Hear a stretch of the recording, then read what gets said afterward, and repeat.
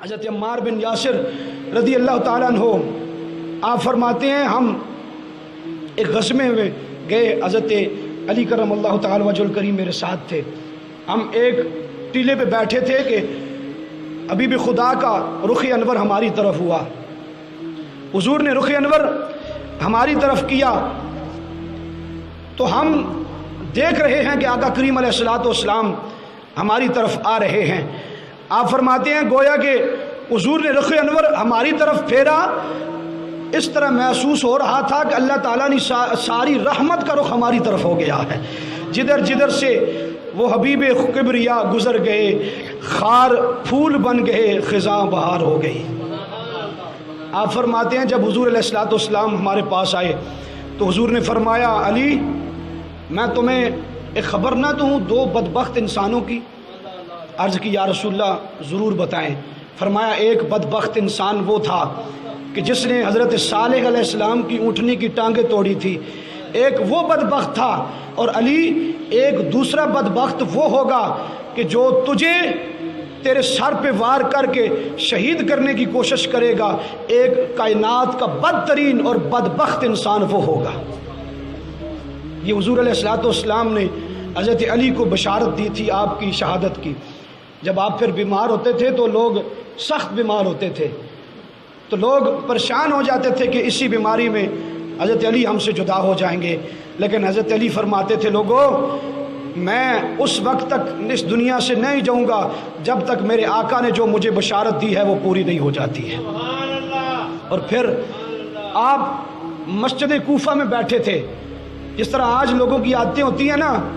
کہ اگر امام صاحب تقریر کر رہے ہیں تو وہ نیچے سے خوش شروع کر دیتے ہیں، اس وقت ان لوگوں کا بھی یہی انداز تھا جو منافق ہوا کرتے تھے۔ حضرت علی تقریر کر رہے ہیں تو ادھر سے نیچے سے کوئی بندہ بولا، وہی جو قاتل تھا آپ کا، کہ میں بڑی لمبی تقریریں کر رہے ہو، میں تم سے لوگوں کو نجات ضرور دلا کے رہوں گا۔ اب حضرت علی نے بھی سن لیا۔ اب یہ لوگوں کا طریقہ چلا آ رہا ہے، آج کی بات نہیں ہے۔ ہم جو ہے وہ جب مسجد میں آتے ہیں تو مروڑ پڑ جاتے ہیں، کہیں باہر ہوں ولیمہ آپ خود دیکھ لیں کہ ولیمے کا ٹائم 2 بجے 1:30 بجے ہوتا ہے اور جا کے 3:30 4 بجے ولیمہ دیتے ہیں، کوئی بندہ چوں بھی نہیں کرتا، کیوں؟ اس کے پیٹ کا معاملہ ہوتا ہے۔ یہاں پہ خطیب صاحب اپنی بات نہیں کرتے یار، نبی پاک کی بات کرتے ہیں، حضور کے حدیث کی بات کرتے ہیں، قرآن سکھاتے ہیں۔ یہ پورا ہفتہ آپ کے لیے تیاریاں کر کے آتے ہیں کہ یار نبی کی امت کو نبی کے دین سکھانا ہے ہم نے، تو پھر آگے ان کی طرف سے یہ رسپانس آئے کہ ان کی جو ہے وہ نگاہیں سوئی پہ لگی ہوں تو بڑا دل دکھتا ہے بندے کا، اور پھر بندہ نیچے سے بول بھی پڑے تو پھر خود اندازہ کریں۔ حضرت علی کی بارگاہ میں بیٹھے ہوئے بھی اس وقت باز نہیں آئے تو پھر ہم کس کھیت کی مولی ہیں؟ تو اس نے کہا، ابن ملجم تھا اس شخص کا نام۔ اب ادھر مسجد کوفہ ہے، انہوں نے منصوبہ بنایا مکہ مکرمہ میں بیٹھ کے کہ اب اس کائنات کا رخ ہم بدل دیں گے حضرت علی کو شہید کر کے۔ 3 بندے تیار ہوئے، ابن ملجم ایک تھا اور 2 اس کے اور ساتھی تھے۔ اب ان کو بھیجا گیا، 2 کو بھیجا گیا حضرت امیر معاویہ رضی اللہ تعالیٰ عنہ کو قتل کرنے کے لیے، اور ایک کو مصر گورنر، جو گورنر تھے مصر کے، عمرو بن عاص رضی اللہ تعالیٰ عنہ، ان کو شہید کرنے کا۔ اب وہ دونوں ناکام ہو گئے۔ یہ آیا کوفہ کے اندر، اس نے رات گزاری۔ اختصار کے ساتھ میں عرض کر رہا ہوں، جب حضرت علی رضی اللہ تعالیٰ عنہ اب وہ آپ کی آخری رات آئی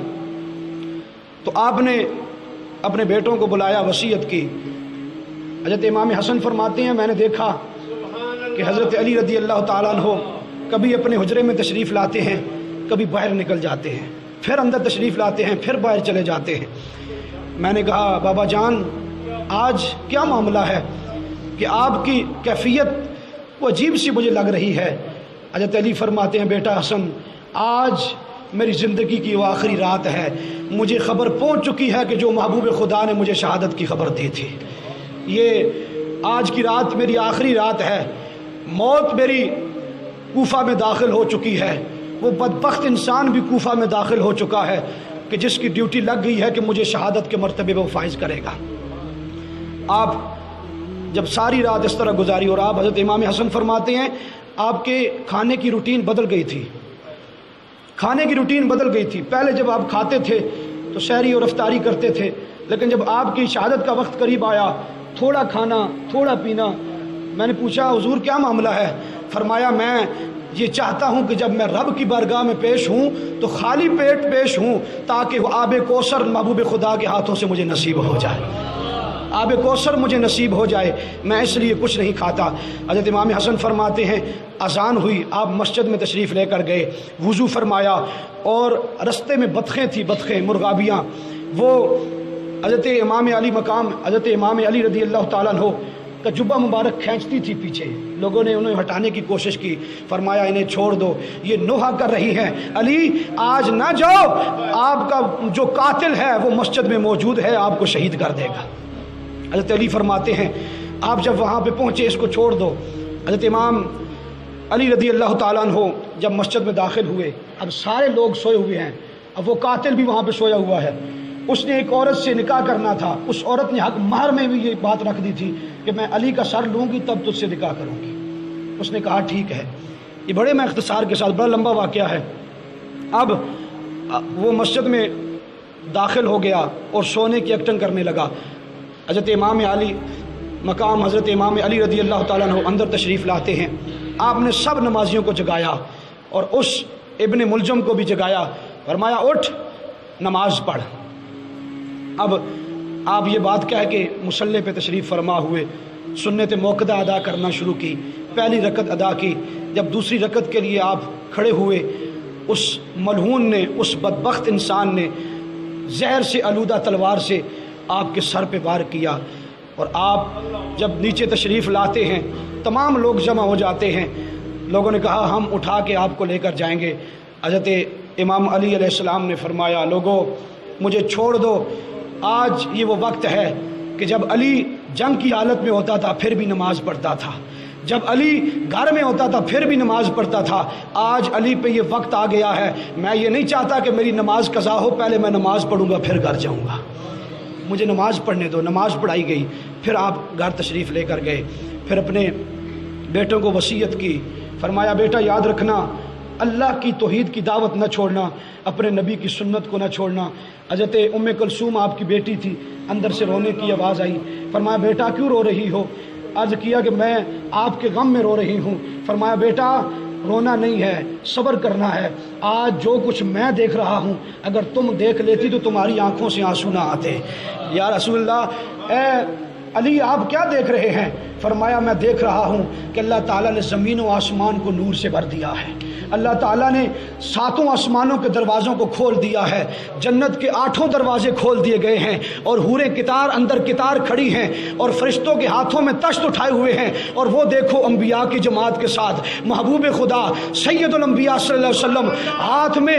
آب کوثر لیے ہوئے میرا انتظار کر رہے ہیں، علی آ جاؤ میں اپنے ہاتھوں سے تجھے آب کوثر پلانا چاہتا ہوں، علی آ جاؤ۔ اور ام کلثوم رو نہیں، برداشت کر، صبر کر، جو کچھ میں دیکھ رہا ہوں میرے آقا میرے استقبال کے لیے انبیاء کی جماعت کے ساتھ کھڑے، پریشان نہ ہو میرے بیٹو، صبر کرنا ہے، اللہ کی توحید کی دعوت کو نہیں چھوڑنا ہے، اور لوگوں کی باتوں میں نہیں آنا ہے، مظلوم کا ساتھ دینا ہے اور ظالم کے ساتھ دشمنی کرنی ہے، یتیموں کے سروں پہ ہاتھ رکھنا ہے، بے سہاروں کے سروں پہ ہاتھ رکھنا ہے۔ یہ آخری وصیتیں تھیں حضرت علی کرم اللہ تعالیٰ وجہ الکریم۔ اور جب آپ جانے لگے آپ کو ایک مشروب دیا گیا، آپ نے جب اس کو پینے کے لیے اپنے منہ سے قریب کیا، ابن ملجم جو آپ کا قاتل تھا وہ آپ کے پاس کھڑا تھا، آپ نے وہ پیالہ جو آپ کے ہاتھ میں اٹھایا ہوا تھا شربت کا اس کے آگے بڑھا دیا، دشمن تھا آپ کا، آپ نے اسے دینے کی کوشش کی، فرمایا پی لے، اس نے کہا میں نہیں پیتا، کیا پتہ اس کے اندر ظاہر ہو۔ آپ نے فرمایا، آپ کی چیخ نکلی، آپ نے فرمایا بدبخت انسان، ہم وہ نہیں کہ جو پیٹھ کے پیچھے سے وار کریں، ہم محمد عربی کے غلام ہیں، ہم وار کرتے ہیں تو دشمن کے سینے پہ وار کرتے ہیں، ڈر کے وار کبھی ہم نے نہیں کیا ہے،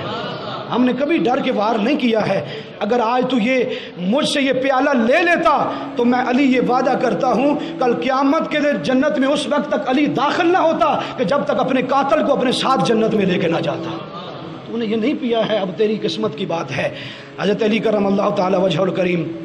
آپ کا آخری وقت آیا، اپنے گھر والوں کو سلام کیا، اور پھر آخری الفاظ جو کہے تھے آپ نے فرمایا اب قیامت کے دن ہماری ملاقات ہوگی۔ پھر آپ کی زبان پہ کلمہ جاری ہوا۔ حضرت امام حسن، امام حسین، حضرت عبداللہ بن جعفر رضی اللہ تعالیٰ عنہ نے آپ کو غسل دیا، اور پھر آپ کی جو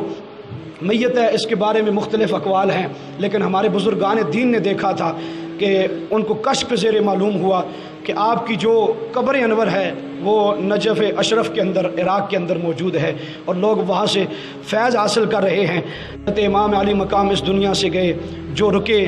تو کوہ گراں تھے ہم، جو چلے تو جہاں سے گزر گئے، لے یار ہم نے قدم قدم تجھے یادگار بنا دیا۔ حضرت امام آپ اس دنیا سے رخصت ہوئے تو آپ کا جب آخری وقت آیا فرمایا مجھے وہ مشک لگانا کہ جو میں نے اپنے نبی کے جسم اطہر کو لگائی تھی، وہ جو بچ گئی تھی میں نے اپنے لیے رکھی تھی، اس مشک کو میرے جسم پہ مل دینا۔